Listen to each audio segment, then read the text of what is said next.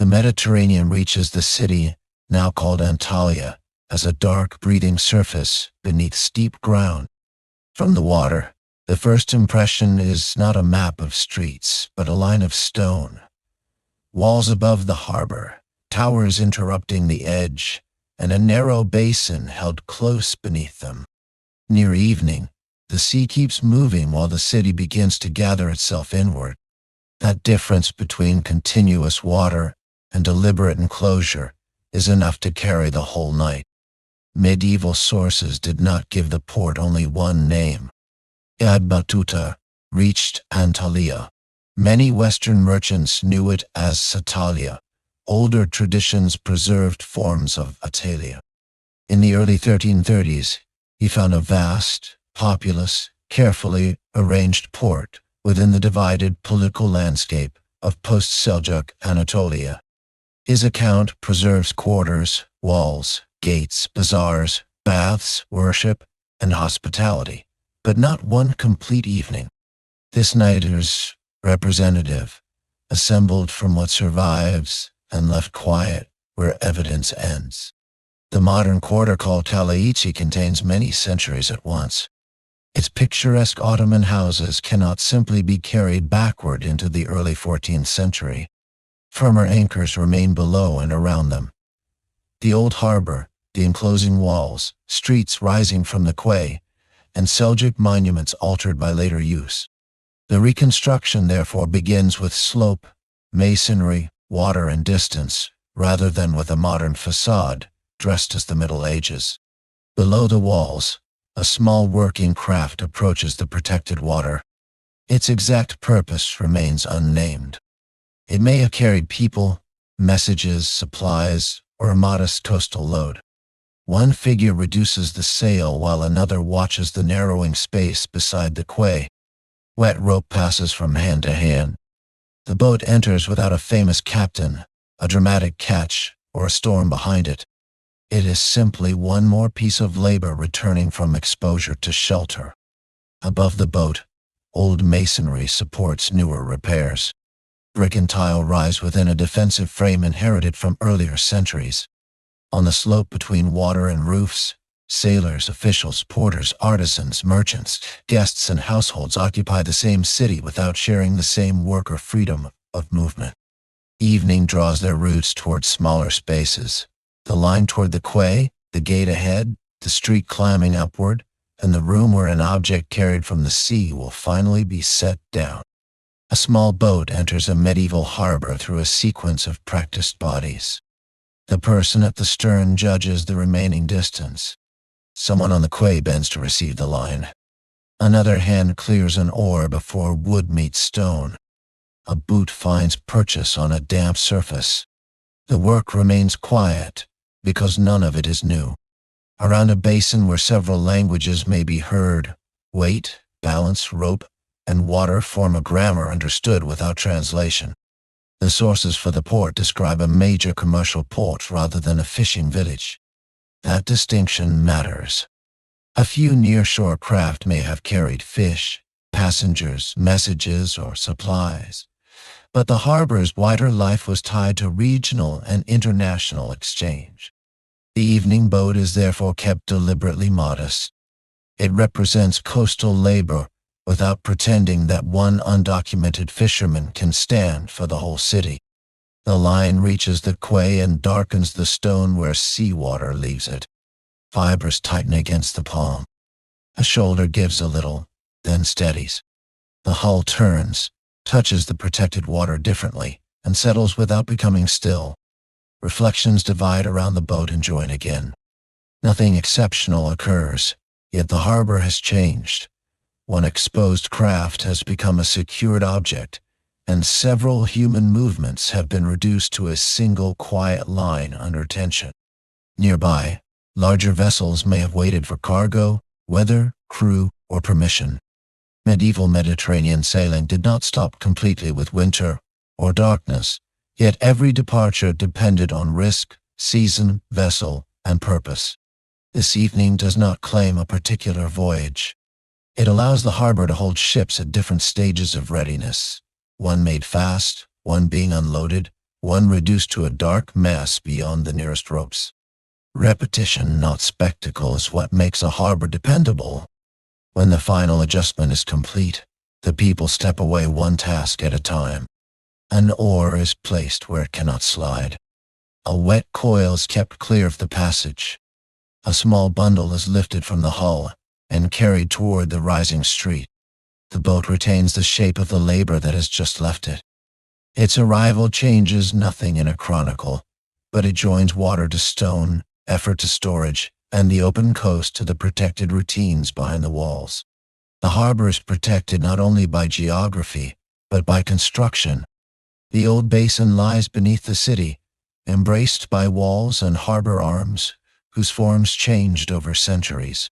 Archaeological and historical studies describe defensive and navigational structures at the entrance, including towers that may have served as markers as well as fortifications. Their exact appearance in 1331 cannot be recovered in every detail, but their purpose is clear: to control the meeting of sea and city. A harbor entrance is a threshold larger than any house door. Ships pass through it, carrying goods, people, news, disease, taxes, opportunity, and danger. The walls do not separate the city from the Mediterranean. They regulate the connection. By evening, that regulation becomes visible in reduced movement. The opening remains, the water remains, yet fewer crossings are attempted. Stone gives the sea a shape that administration can count. At the top of a tower, a watchman's exact lamp cannot be assumed for this night. Medieval ports did use beacons and navigational lights, and the harbor entrance was associated with marker towers. But the surviving evidence does not let us assign a precise fuel, schedule, or signal.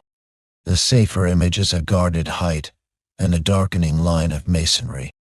Any light kept there is small, practical, and uncertain, rather than theatrical. The wall nearest the water bears salt, repair, and the memory of impact. Blocks from older periods could be reused in later construction. Mortar changes from one campaign to another. A repaired edge does not announce the ruler who ordered it. It simply continues to carry weight. In a city so often contested, durability was rarely purity. The harbor survived through adaptation, not through remaining untouched. Its strength lies in permitting passage without surrendering control. As the sky loses contrast, the defensive geometry simplifies. Individual stones disappear before the wall itself does. A tower becomes a darker interruption. The harbor arms become two quiet limits around moving water. This is the first great reduction of the night. History remains inside the structure, but the eye receives only mass, distance, and the narrow entrance through which the open Mediterranean is still visible. The harbor entrance remains the only part of this dark architecture that points outward. Everything else turns inward toward storage, shelter, customs, worship, and sleep. Ibn Battuta wrote that Christian merchants lived in a harbor quarter called Al-Mina.de. He described it as enclosed by a wall whose gates were shut from outside at night and during the Friday prayer. Few details could serve this episode more precisely. Without inventing a curfew for the whole city, the source gives the evening one documented transformation. A route used through the day becomes unavailable, and a commercial district becomes an enclosure within the larger enclosure of Antalya. The passage should not be softened into a modern story of effortless cosmopolitan harmony. Separate quarters could offer protection, legal clarity, commercial autonomy, and social familiarity, while also expressing hierarchy, suspicion, and unequal power. The wall around Al-Mina belongs to all of these possibilities. The sources tell us that it existed, and that access was restricted at specific times. They do not tell us how every resident felt when the gate closed. As movement thins, small decisions gather near the gate. Order shifts a bundle to the side where it must remain. A message that can still travel uphill is sent before delay becomes unavoidable. A merchant or clerk checks whether an obligation belongs inside or beyond the wall. No ceremonial countdown is needed. The pressure comes from ordinary inconvenience. A closed gate can turn one forgotten object, one witness, or one unanswered question into tomorrow's work. The gate need not close with a theatrical crash. Wood moves under its own weight. A metal fitting receives pressure. Hands withdraw from the edge before the locking arrangement settles. Voices that shared one passage become voices on different sides of a wall. The sea remains audible, but the route upward is no longer casual. Night has changed the city not by erasing movement, but by deciding where movement must stop and where waiting must begin. Inside Almina, merchants from Christian communities could continue their own household and commercial routines. Some may have ties to Italian maritime networks, others belong to Greek-speaking local or regional populations. The surviving texts do not provide a complete census for this evening. What they preserve is a district defined by trade, faith, and enclosure. After the gate closes, its warehouses, lodgings, and rooms remain connected to the sea while becoming temporarily separate from the city above. The closed gate makes the district easier to defend and easier to supervise. A Florentine commercial handbook, associated with Francesco Balducci Pegolotti, records the range of goods connected with the port's trade in this period. Grain, barley, legumes, indigo, henna, saffron, sesame, wax, pepper, gallnuts, pitch, timber, cotton, metals, soap, hemp, alum, textiles, and other commodities appear in the wider commercial picture. The list does not describe one cargo. It reveals the kinds of materials that made the port worth crossing the Mediterranean to reach. At night, a commodity loses the abstraction of trade and becomes a problem of weight, surface, and placement. A porter lowers a bale without letting it drag across damp stone. A jar must remain upright. Timber needs clearance. Wax responds to heat. Dye materials and alum belong to processes far beyond the quay, yet for a few hours they are only objects that must survive storage. The warehouse holds future color, food, building, medicine, profit, tax, and debt in forms close enough for a tired hand to touch. There is no need to open every container. Difference appears through the way workers handle it. One bundle can be pressed against the body. Another must be carried away from it. One surface may tolerate rope. Another requires cloth beneath the binding.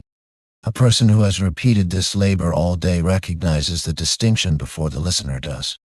The quiet warehouse becomes human through posture, breath, and the short pause taken after a load finally reaches the floor. Trade also produced paperwork and measurement. Pegolotti's world was one of duties, customs, units, privileges, transport charges, and negotiated advantage. At the port, different merchant groups could face different taxes and conditions. The harbor's apparent stillness therefore rests upon calculations made elsewhere in the day. A bundle is not fully at rest while its ownership, destination, or duty remains unsettled. Each surface carries a different vulnerability to damp, heat, pressure, or theft. By evening, commerce becomes less visible, but not less present. A scale beam no longer moves. A tally waits. The smell of pitch stays in timber. Cloth holds the pressure of its binding. Beyond the warehouse wall, the sea moves toward Cyprus, Egypt, the Levant, the Aegean, and Western Mediterranean routes.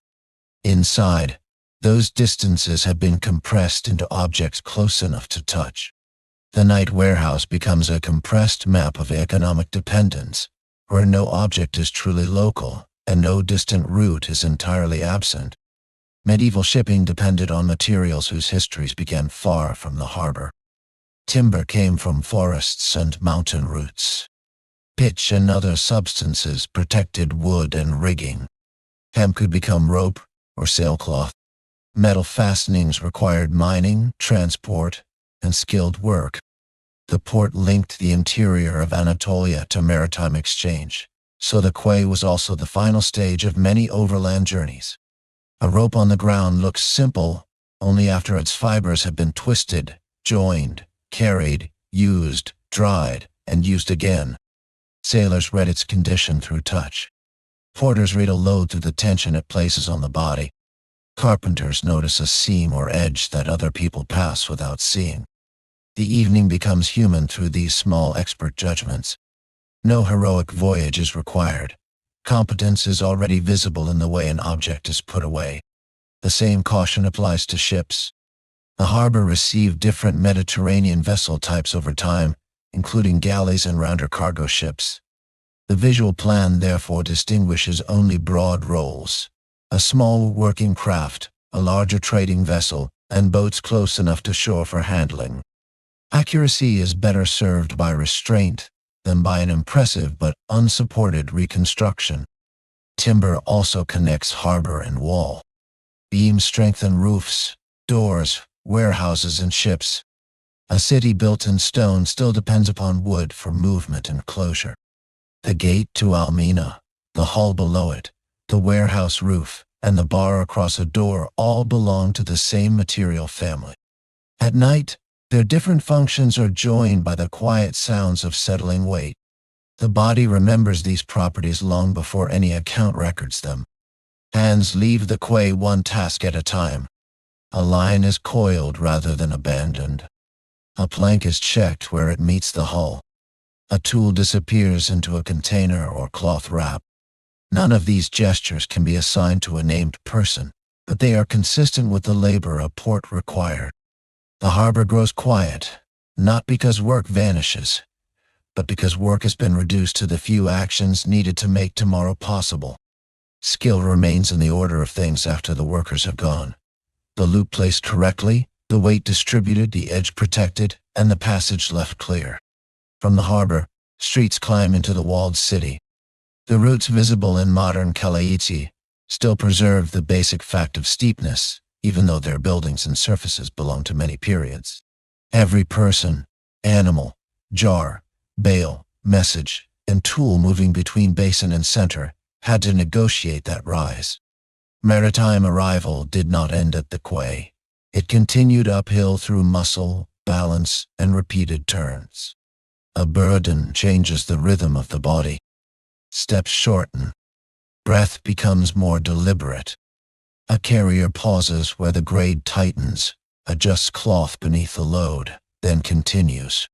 A pack animal needs enough room for its sides and cargo to clear the wall. Another person waits at a doorway rather than forcing the passage. The exact paving of the early 1330s is uncertain, but incline, stone, burden, patience, and fatigue require no decorative invention. The climb also changes the sound of the sea. Near the quay, water touches hull and masonry directly. Higher up, the same movement arrives broken by walls and corners. Rope, voices, and wood become less distinct. In their place come the sounds of the city's interior: a shutter or door, a vessel moved within a room, footsteps crossing a junction, and the softened activity of markets approaching closure. This rising street joins worlds without making them identical. The port quarter below is tied to foreign merchants and maritime exchange. The Muslim center above contains the congregational mosque, madrasa, baths, and bazaars described by Ibn Battuta. Other Christian and Jewish quarters occupy their own spaces. The slope is therefore not only physical. It passes through boundaries of law, worship, language, and occupation. Elevation turns a short distance into labor. Near evening, uphill traffic thins into separate arrivals. One carrier leaves a basket at a threshold. A small vessel is taken from an animal's load. Someone steps aside to let the descending path clear. Below, the harbor becomes a dark opening between roofs and masonry. The city has not turned away from the sea. It has distributed the sea's arrivals among rooms, storerooms, kitchens, workshops, and lodgings where hands can finally release their weight. Ibn Battuta's Antalya was divided into distinct quarters. Christian merchants occupied Almina by the harbor. Greek Christians lived in another district. Jewish residents occupied another. Muslims lived in the center. Walls and gates separated some of these communities. This description is one of the strongest surviving guides to the city's social geography, but it must be read carefully. A quarter is not a complete portrait of the people inside it. Separate districts could organize worship, law, language, trade, and mutual support. They could also reinforce exclusion and vulnerability. Medieval urban plurality was structured rather than neutral. The night makes that structure visible because gates, routes, and permissions matter more when movement decreases. A resident may hear another quarter without being able to enter it freely. The narration avoids assigning a single mood to these boundaries. One household may experience the wall as security. Another may experience it as restriction. A merchant may value the autonomy of a protected commercial district while still depending upon officials and customers outside it. The evidence does not permit a universal emotion. It permits a spatial fact. The city held different communities close together without dissolving their separation. Within each quarter, ordinary life continued beyond the concerns of rulers and travelers. Lamps were limited. Rooms held tools, textiles, vessels, bedding, food, documents, and religious objects according to household means and custom. No surviving source lists the contents of every home in Antalya in the early 1330s. The visual world must therefore remain modest and regionally plausible rather than pretending to reproduce a particular family. Difference is built into the routes people can and cannot take. Seen from above, the walls create nested enclosures. Sea around harbor, harbor within defenses, merchant quarter behind its gate, other communities in their districts, households behind doors, containers within rooms. Night moves through these layers without erasing them. Darkness is shared, but access is not. The city rests as a set of neighboring interiors. The listener is asked to notice proximity without pretending that proximity meant equality, intimacy, or peace at every moment. In the Muslim center, Ibn Battuta noted a congregational mosque, a madrasa, baths, and large, well-arranged bazaars. The most recognizable surviving Seljuk monument is the Yivli minaret, commissioned in the 13th century under Sultan Alaeddin Kikubat. Its fluted brick shaft and colored tile once stood above a mosque complex, whose prayer hall changed after damage and rebuilding. The minaret can belong to 1331. The present mosque arrangement cannot simply be copied backward. This distinction is essential for visual accuracy. The minaret offers a vertical landmark, but the surrounding complex was not frozen in its modern form. Buildings were adapted, repaired, replaced, and assigned new uses over later centuries. A structure now called the Mevlevihain did not serve that function until much later. The episode uses surviving masonry as evidence of scale and material, not as a complete stage set. Near evening, the minaret's height can organize the city without dominating it. It appears between roofs, above a wall, or at the end of a rising street. Its call to prayer need not be assigned a precise melody, duration, or acoustic performance. The historical fact of Islamic worship is enough. Sound remains restrained, absorbed by masonry and distance, rather than presented as spectacle. The madrasa and mosque belong to a world of study, prayer, law, and civic identity. Yet the center also depends on porters, shopkeepers, bath attendants, cooks, craftsmen, students, servants, visitors, and people carrying news from the harbor. Monumental architecture does not replace ordinary work. It gathers around it. A lamp near a page, a pair of sandals at an entrance, or a vessel set beside a wall can bring the scale back to the body. The landmark survives, while the world around it must be reconstructed with care. When the sky darkens, the fluted shaft loses its color before it loses its shape. Tile becomes shadow. Brick becomes a narrow interruption against the remaining light. Below it, streets and rooms continue their smaller routines. The monument does not need to explain the city's fate. It only needs to remain visible long enough for the roofs beneath it to disappear. Its survival allows the episode to orient itself, while its altered surroundings warn against mistaking survival for completeness. Ibn Battuta described the bazaars of Antalya as rich, crowded, and well-arranged. Evening loosens that density unevenly. One seller finishes an account while another folds cloth inward. A helper carries a vessel away from the street. A customer waits for a final measure to be checked. No single closing hour is imposed on every doorway. The bazaar grows quiet by losing one task, one voice, and one exposed object at a time. The market links harbor trade with local need. Imported or exported commodities pass beside ordinary necessities. Cloth may be measured in one place while food, vessels, leather, metalwork, or household supplies change hands elsewhere. The exact arrangement of Antalya's stalls in 1331 is not preserved. The episode therefore avoids a modern silk assembled from cliché. It focuses instead on repeated actions shared by many pre-modern markets: measuring, wrapping, carrying, checking, and securing. An oil lamp changes both sight and behavior. Fine color is harder to judge. Small writing draws the face closer. A weight, seal, knot, or coin must be turned between fingers rather than trusted at a glance. The person working beneath the light slows down, not from ceremony, but from the cost of error. Shelves, baskets, chests, and rear rooms begin to receive the market again. Wealth becomes less visible as it becomes more secure. Sound contracts with the available light. A tool touches wood and is wrapped away. Metal meets metal once. Cloth moves almost silently. A shopkeeper answers in fewer words because the question has become practical. Enough, correct, pay, tomorrow. Footsteps lengthen the spaces between them. The final exchange need not be important to history.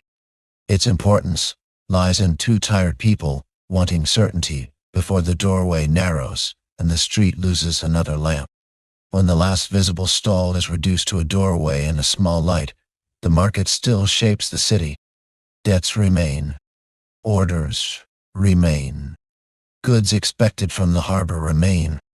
Tomorrow's prices and negotiations have not disappeared. They have simply left the street.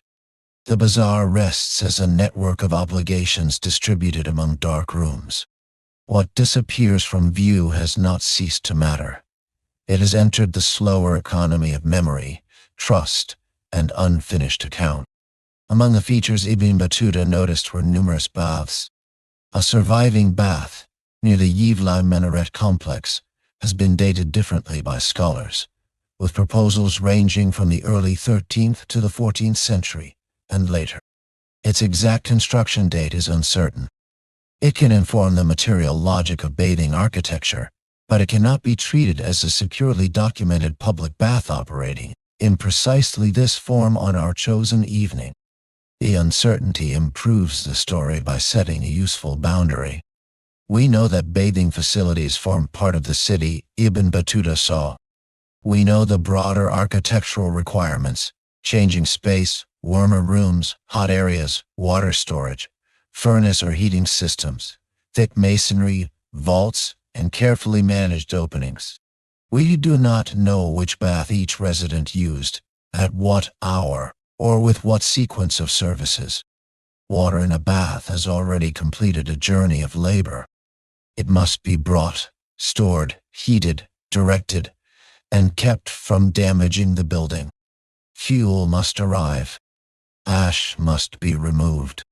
Floors and basins must be maintained. The warmth experienced by a visitor depends upon workers and spaces usually hidden from view.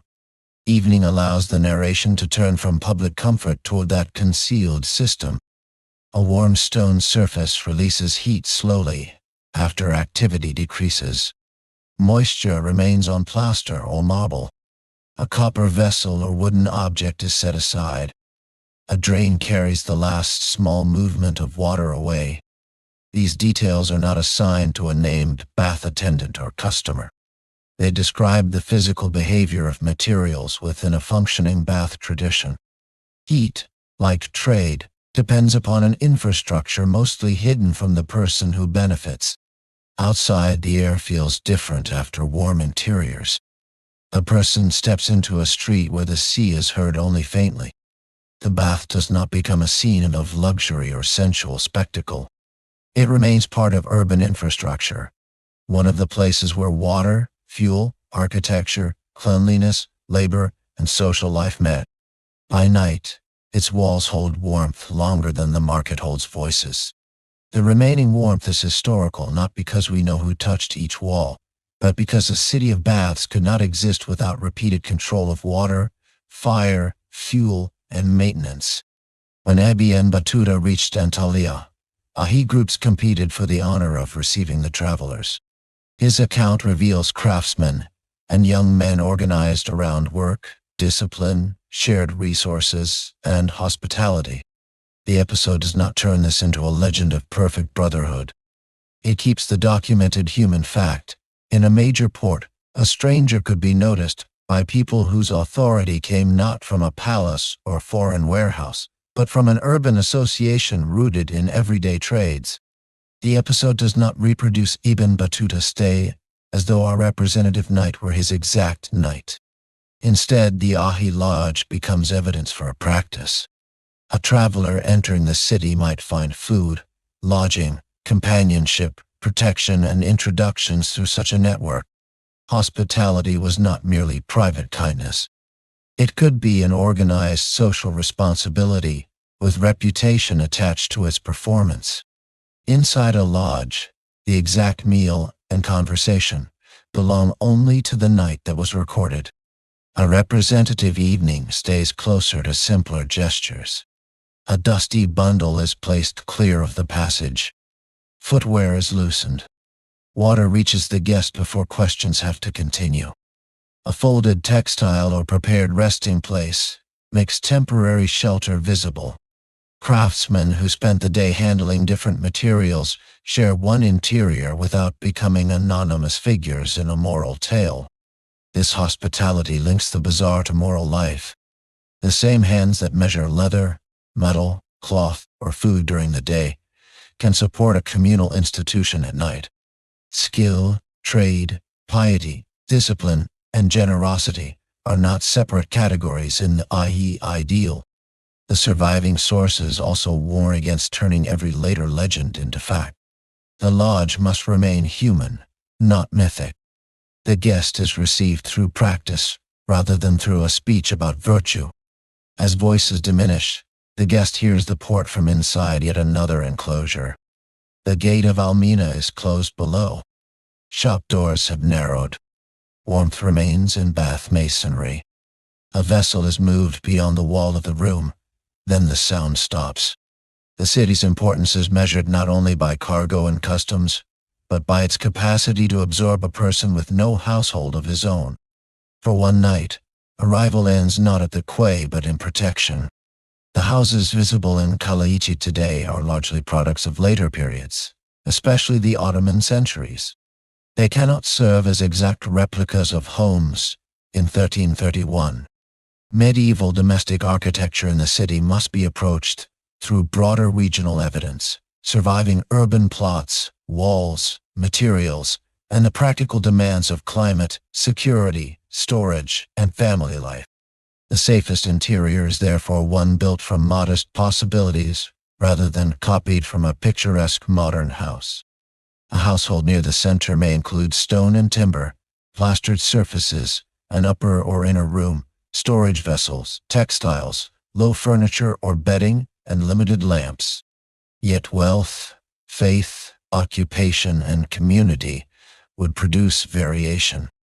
A merchant household near Almina is not identical to an artisan family uphill. A Jewish, Greek Christian, Latin Christian, or Muslim home cannot be reduced to one shared decorative language. The episode keeps attention on thresholds because thresholds are well suited to uncertain evidence. A door separates street dust from stored goods. A step changes level. A vessel waits near a wall. Cloth protects an object from insects or dirt. These are not details unique to this port, but they are materially plausible across many medieval households and do not require a false reconstruction of an entire room. Evening labor continues inside. A garment may be mended. A tool may be checked. Food already prepared may be distributed or stored, though no exact dish is named.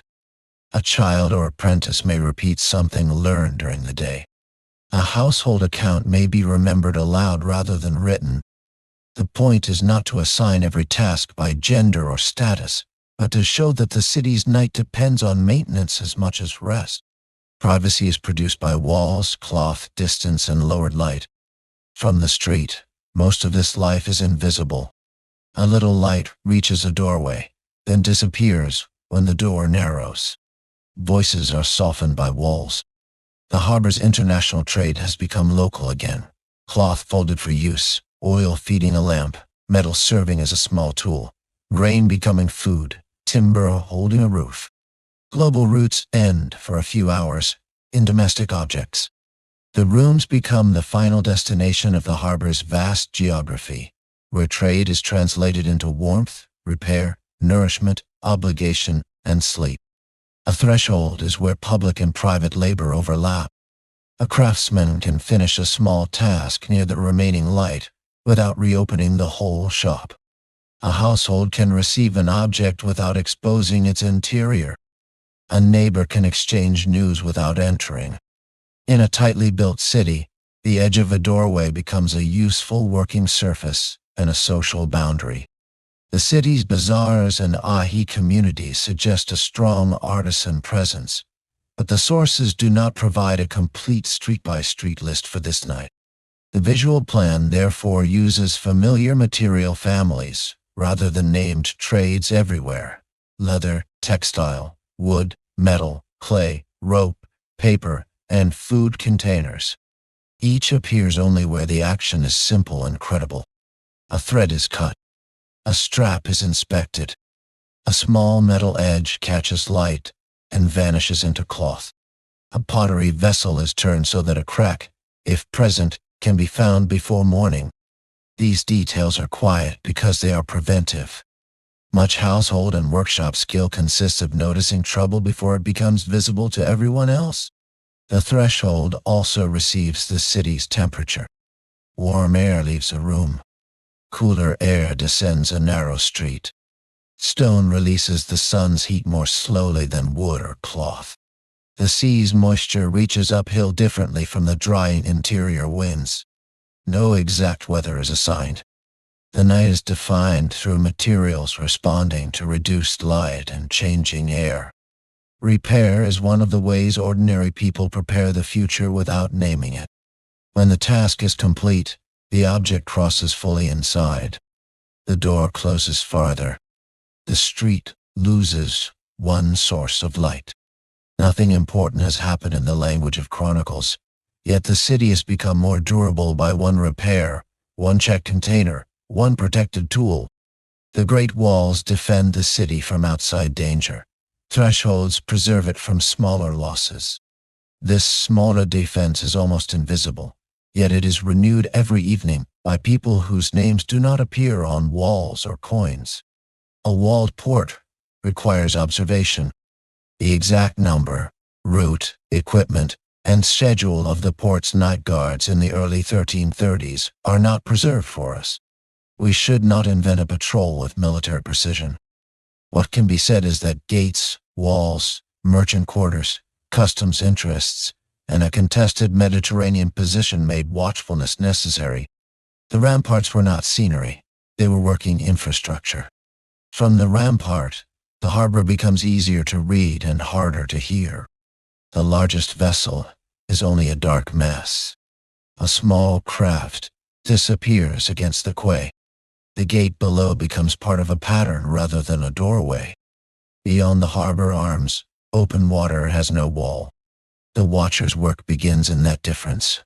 While the body remains close to stone, cooler air, and the steady need to look again. The sea might carry commerce, travelers, envoys, pilgrims, soldiers, raiders, or news. The city's history included sieges, changes of rule, and threats from maritime powers. Yet this representative knight does not borrow a specific attack. Security is felt through preparedness rather than alarm. A guard notices what remains ordinary: the position of a boat, a light where one is expected, a sound that fades instead of approaching. Stone underfoot offers little comfort. A layered garment holds some warmth, but the body still shifts weight from one foot to another. Fingers draw briefly inside a sleeve. Breath becomes visible only if the air allows it. The narration does not demand cold enough to prove the point. A hand rests against masonry while the eyes adjust to the harbor mouth. The watch is made from small corrections of posture as much as from vigilance. The watch continues after most productive labor has ended. It is wakefulness carried by fewer people so that many others can release it. Because someone remains attentive, the lodge can quiet, households can close their doors, and stored goods do not require a body beside every bundle. The wall is permanent stone. The watch is temporary, tired, and human. Together they hold the sleeping city without pretending that the sea beyond them has become harmless. Once the gate of Almina is closed, the harbor quarter becomes an interior at the scale of a neighborhood. Warehouses, lodgings, merchant rooms, chapels or places of worship, workspaces and passages remain active according to needs we cannot completely reconstruct. The important change is not silence at once, but the end of casual crossing. Each unfinished matter must now wait or be handled within the quarter. A merchant checks an obligation without needing to count coins in front of us. A sailor prepares for rest without an invented bunk arrangement. Someone tends a lamp, moves a vessel, or secures a shutter. The narration stays near objects because objects preserve the reality of work without demanding fictional biography. Rope, wax, cloth, wood, and paper occupy the room more reliably than an imagined conversation. Outside the quarter wall, the Muslim center follows its own rhythms. In other districts, Greek, Christian, and Jewish households continue theirs. The gates do not stop sound entirely. A distant voice, an animal, a door, or the movement of water may cross a wall even when a person cannot. The city's communities remain acoustically adjacent while spatially divided. The closed gate also changes time. During the day, a decision can send someone uphill or down toward the quay. At night, delay becomes part of the system. A message waits. A purchase waits. A customs question waits. A traveler who arrived too late must depend on the place where he has already been received. Closure turns tomorrow into an administrative category. Waiting becomes a form of urban order. Eventually, the quarter reduces itself to maintenance. Lamps are lowered where possible. Fire is controlled. Valuable or vulnerable goods remain protected. The sea touches the harbor wall with no concern for the gate. Inside, commercial distance has become enclosed stillness.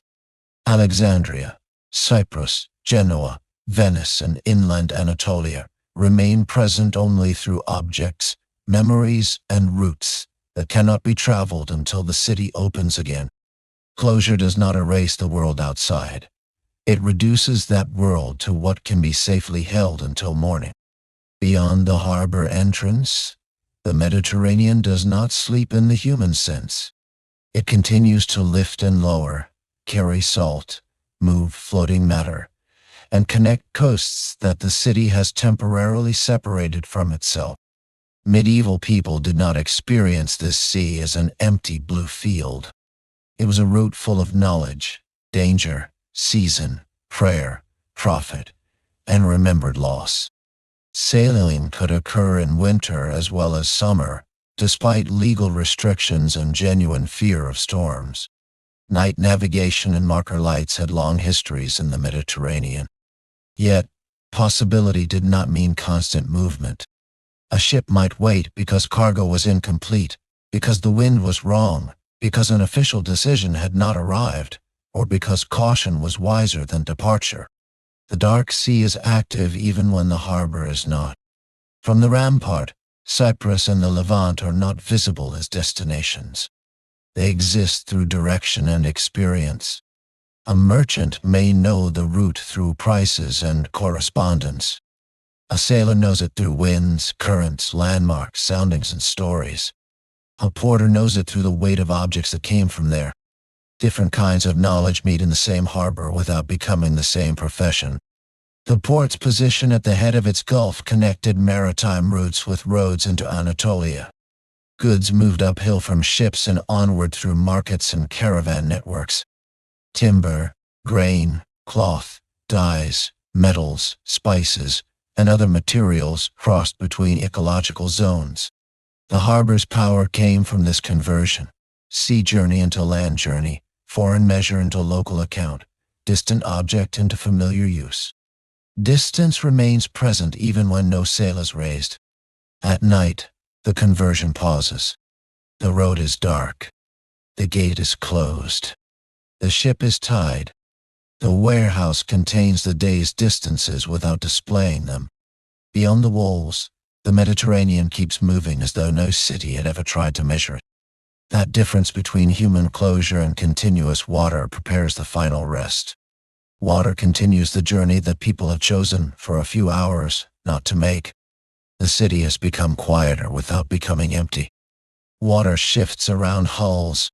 In Almina, rope, cloth, timber, paper, wax, and sealed vessels remain behind doors. Higher on the slope, the bazaar has withdrawn into storage.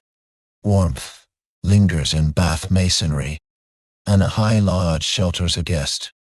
Across the divided quarters, households settle through routines too ordinary and too varied for one traveler to record in full. The walls now appear simpler than the centuries inside them. Ancient blocks, Byzantine repairs, Seljuk brickwork, and later changes merge into one dark boundary above the harbor. The fluted minaret loses its color and keeps only its shape. A tower remains at the water's edge. The city's many names, Atalia, Satalia, Antalya, Antalya, no longer compete in the darkness. For a few hours, the place is only stone above water and shelter behind stone. Near the quay, a wet rope keeps the memory of the sea. In an uphill room, a carrier has finally set down the day's weight. A market tool lies wrapped. A guest's bundle rests beside a wall. On the rampart, one person remains awake while many doors finish closing below. None of these movements is large enough for a chronicle, yet together they give the walled port its final evening form. Beyond the harbor arms, the Mediterranean continues to rise and fall without regard for gates, quarters, taxes, or walls. Inside them, movement has been reduced to water against hulls, a final step, a vessel placed carefully, and the faint adjustment of timber under load. The sea keeps every route open and possibility.